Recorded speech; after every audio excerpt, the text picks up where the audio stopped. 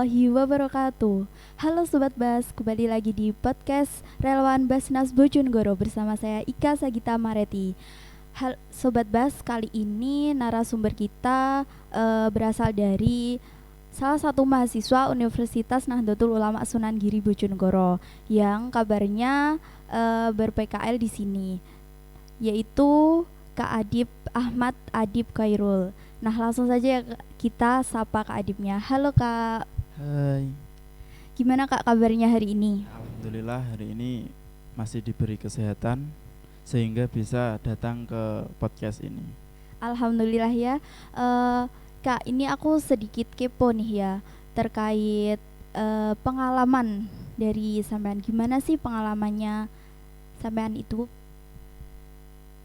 Oke, jadi sebelum saya kuliah di Unugiri Bojonegoro ini, setelah saya lulus SMK, saya tahun 2018. Jadi ketika setelah itu 2018 lulus, saya ke Kediri Pare, mengambil D1 Bahasa Inggris, tepatnya di Pare Kampung Inggris. Wah, keren sekali D1 di Pare nih. Terus Kak, selain habis dari Pare langsung di Unugiri ya? Ya, setelah lulus dari situ, saya langsung daftar di Unugiri. Waktu itu masih bimbang antara sebelumnya juga udah sih, sudah S1 di Lamongan. Cuma satu semester, setelah satu semester agak kurang cocok. Dulu jurusan saya bahasa Inggris, jadi kurang cocok, akhirnya balik ke Bojonegoro, pilih di Unugiri sini. Di Unugiri dengan jurusan apa Kak? Kalau sekarang saya milih sistem komputer. Sistem komputer, oke. Nah, kan udah udah sampai sini lah Kak insinya, udah PKL. Gimana sih Kak rasanya PKL ini? Udah sampai mencapai. Oke, kalau menurut saya sih PKL itu mungkin lebih lebih ke pengalaman ya. Jadi ketika kita lulus, kita tahu oh arah kita kemana gitu. Jadi agak kaget gitu. Nanti ketika langsung terjun kita cari cari kerja karena sudah mempunyai bekal di PKL ini. Jadi menurut saya bagus sih PKL ini. Oke. Terkait PKL Kak, kan sampean PKL di kantor Basnas Bojonegoro. Nah, itu PKL di sini tuh seperti apa sih Kak?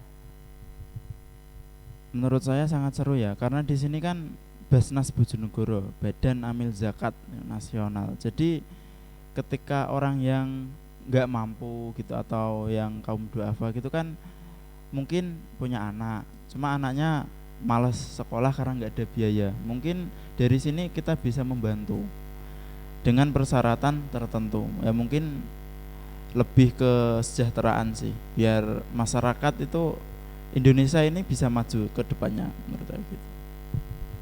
Sangat seru sekali ya Kak ya berarti. Untuk PKL ini sampean itu berapa orang Kak kalau PKL di sini? Bertiga ya, bertiga. Jadi ada teman saya, Mas Vinky sama Mas Muzaki dengan saya sendiri gitu. Jadi bertiga. Oke, bertiga. Pastinya seru banget ya Kak.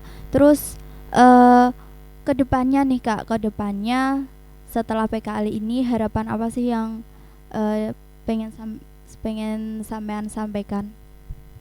Harapannya untuk mungkin yang menonton, kuliah itu penting gitu. Jadi kita dari kuliah diajari mungkin yang belum mengerti di dunia kerja itu kayak gimana gitu. Di sini kan ada PKL, ada KKN itu mungkin langsung menjuru ke situ ya.